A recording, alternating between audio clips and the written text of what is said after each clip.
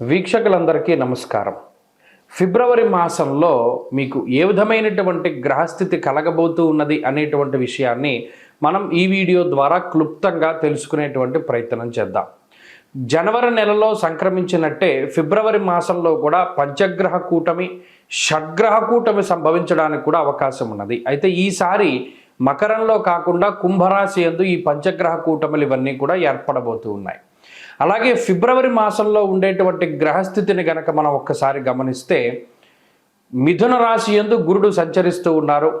అలాగే సింహరాశి యందు కేతువు యొక్క సంక్రమణం జరుగుతూ ఉన్నది, కేతువు సంచరిస్తూ ఉన్నారు. అలాగే కుంభరాశి యందు రాహువు ఉన్నారు, మీనరాశి యందు శనైశ్వరుడు. ఈ 4 గ్రహాలు అలా స్థానంలో ఉన్నాయి. అయితే 13వ తారీఖు వరకు రవి యొక్క సంచారము మకర రాశి యందు ఉంటుంది. 13వ తారీఖు తదుపరి రవి యొక్క సంచారము కుంభరాశిలోకి వెళుతోంది. ఇది ఒక్క విషయాన్ని మనం పరిశీలన చేస్తే కుంభరాశిలో ఇప్పటికే రాహు యొక్క సంచారం ఉన్నది. ఈ 13వ తారీఖు దాటాక రవి కూడా కుంభరాశిలోకి ప్రవేశం చేయబోతూ ఉన్నారు. రవి రాహువులు కలిసి ఉండడం వల్ల అది పితృదోష కారకంగా మనం చెప్పుకోవచ్చును. జనరల్గా అయితే రవి రాహువు కలిసినప్పుడు సూర్యగ్రహణాదులు ఇవన్నీ ఏర్పడుతూ ఉంటాయి.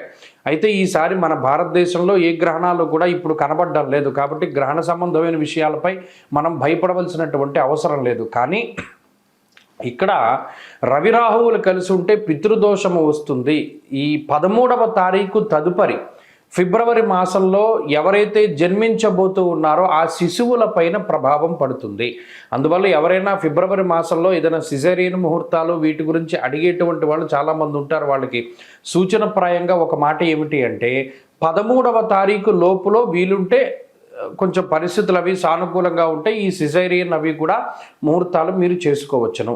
13 దాటిన తర్వాత రవి రాహువుల యొక్క కలయిక వల్ల పితృదోషం అనేటువంటిది ఏర్పడుతూ ఉన్నది. అలాగే ఈ పంచగ్రహ కూటములు, దేశారిష్ట యోగములు ఇవన్నీ ఏర్పడుతున్నాయి కాబట్టి అది కొంత జాతకం మీద ప్రభావాన్ని చూపెడుతుంది. కాబట్టి ఆ విషయాన్ని దృష్టిలో పెట్టుకోవాలి. మరీ కాంప్లికేట్ అయిపోతే మాత్రం అంటే ఈ లోపులోనే చేసేసుకోమని కాదు. ఏమన్నా అవకాశం ఉంటే మీకు అవకాశం ఉంటే 13 లోపులో ఈ సిజేరియన్లు ఇవన్నీ కూడా చేయించుకోవడం ద్వారా పితృదోషాదులు రాకుండా ఉంటాయి. ఇది ఒక ప్రధానమైన విషయం. ఇది మీ ఆరోగ్యాన్ని బట్టి ముందుకు వెళ్ళండి, దీంట్లో ఇబ్బంది ఏం లేదు.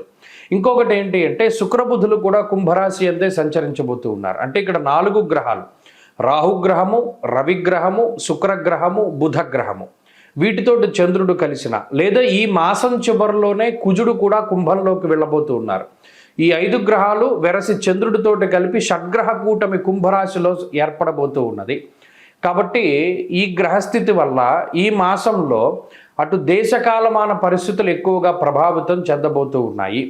దేశారిష్ట యోగం అనేటువంటిది పట్టబోతూ ఉన్నది. ఎందుకంటే అటు కుజరాహువుల యొక్క కలయిక, అలాగే రవి రాహువుల యొక్క కలయిక ఇవన్నీ కూడా దేశారిష్ట యోగాలుగా చెప్పబడ్డాయి.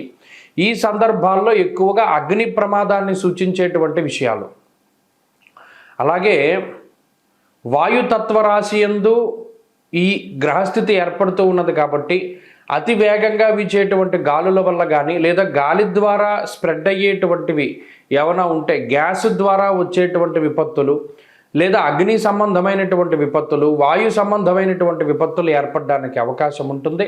కాబట్టి ఈ మాసమందు చాలా జాగ్రత్తగా ఉండడం ఇది దేశారిష్ట యోగం కాబట్టి చెప్పదగినటువంటి సూచన. ఇక ఈ గ్రహస్థితి ద్వారా మీ రాశి ఫలితం ఏ విధంగా ఉందో మనం ఇప్పుడు తెలుసుకుందాం. వృశ్చిక రాశి వారికి ఫిబ్రవరి మాసంలో మధ్యస్థమైనటువంటి ఫలితాన్ని మనం ఆశించవచ్చును.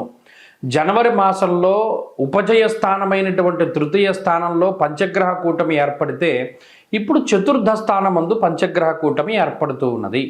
మరి మాసాంతంలో అయితే షడ్గ్రహ కూటమి లాంటిది కూడా ఏర్పడవచ్చును. ఎందుకంటే కుజుడు కూడా చతుర్థంలోకి వెళ్ళిపోతారు. అయితే ఈ మాసంలో ప్రత్యేకించి 13వ తారీఖు లోపు ఉండేటువంటి పరిస్థితులు చాలా అత్యద్భుతంగా ఉన్నాయి. ఎందుకు? రవి తృతీయ స్థానమందు 13వ తారీఖు లోపు, అలాగే కుజుడు తృతీయ స్థానమందు, చతుర్థమందు శుక్రుడు, చతుర్థమందు బుధుడు, చంద్రుని యొక్క బలంతో కలుపుకుని 5 గ్రహాలు పూర్తి స్థాయిలో గొప్పగా యోగించేటువంటి పరిస్థితులు ఉన్నాయి. తద్వారా ఆర్థికాభివృద్ధి, ఆరోగ్యం, నిత్య సంతోషం, బంధుమిత్ర సమాగమ అన్నది శాస్త్రం, ఇష్టసిద్ధి సదారోగ్య అన్నది శాస్త్రం. అంటే ఈ 13వ తారీఖు లోపు వృశ్చిక రాశి వారికి అత్యద్భుతమైనటువంటి ఫలితాలు ఉన్నాయి.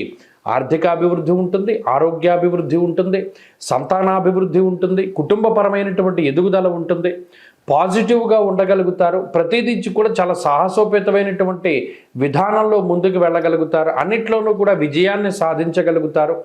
ఆత్మస్థైర్యం అన్నది చాలా గొప్పగా కనబడుతూ ఉంటుంది. అలాగే ప్రతి చోట మీదన్నటువంటి మార్కును మీరు వేయగలుగుతారు, విజయాన్ని పొందగలుగుతారు.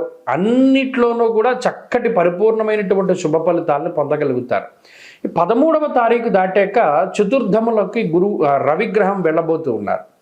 ఆ తర్వాత మాసాంతంలో కుజుడు కూడా చతుర్థ స్థానానికి వెళతారు. ఇప్పటికే చతుర్థంలో ఉండేటువంటి రాహువుతోటి రవి కుజులు కలుస్తారు. ఈ రవికుజ రాహువులు మాత్రం కొంత పాడు చేసేటువంటి గ్రహాలు.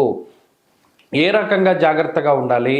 కుటుంబపరమైనటువంటి విషయాల పట్ల చాలా జాగ్రత్తగా ఉండాలి. కుటుంబ సభ్యులతోటి ఉండేటువంటి విధానము, అలాగే తల్లిగారి ఆరోగ్యానికి సంబంధించినటువంటి విధానము, అలాగే కుటుంబంలో ఏదైతే మనం ఎంతకాలం గుట్టుగా దాచుకున్నామో అది బహిర్గతమై 10 మందిలోనూ పరువు పోయేటువంటి సందర్భాలు అవి వస్తూ ఉంటాయి. అటువంటిది ఏది జరగకుండా చాలా జాగ్రత్తలు తీసుకుంటూ ఉండాలి. మరీ ముఖ్యంగా రహస్యమైనటువంటి విషయాలను ఇంకా రహస్యంగా మీలోనే దాచిపెట్టుకోవాలి. కానీ పలానా వాడితో చెప్పుకుని మన బాధను తగ్గించుకుందాం, లేదా పలానా వాడు ఏదైనా సహాయం చేస్తాడేమో అని వారి దగ్గర మీ గుట్టు విప్పారా, మొత్తం లోకం అంతా పాకిపోతుంది. అంతఃక్లేశం గృహశ్చిద్ర అన్నారు. అంటే ఇంట్లో ఉండేటువంటి పరిస్థితులన్నీ పాడైపోతాయి. కాబట్టి ఈ విషయం పట్ల జాగ్రత్తగా ఉండాలి. క్షణికావేశానికి లోను కాకూడదు. క్షణికమైనటువంటి సుఖములకి కానీ భోగములకి కానీ అలవాటు పడి ముందుకు వెళ్ళకూడదు. దానివల్ల ఇబ్బందులు పడతారు.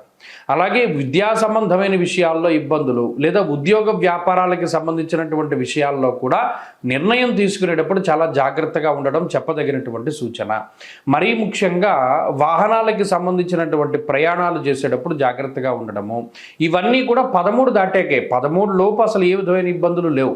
13 దాటాకే ఇవన్నీ వస్తాయి. కాబట్టి 13వ తారీఖు దాటాక ఏం చేయాలండి వీటి బాధ నుండి తగ్గించుకోవడానికి అంటే, ప్రతిరోజు ఆదిత్య హృదయం చదవడము లేదా వినడము, లేదా సూర్యారాధన చేయడము, సూర్యుడు అష్టోత్తరాలను పారాయణ చేయడం, లేదా ప్రతిరోజు ఉదయాన్నే లేచి సూర్యనారాయణ స్వామి వారికి నమస్కారం చేయడం, సూర్య నమస్కారాలు చేయగలిగితే చేయడం, ఇత్యాదివి చేస్తూ ఉంటే ఈ గ్రహస్థితి నుండి, ఆ బాధల నుండి బయటపడడానికి అవకాశం అధికంగా ఉంటుంది.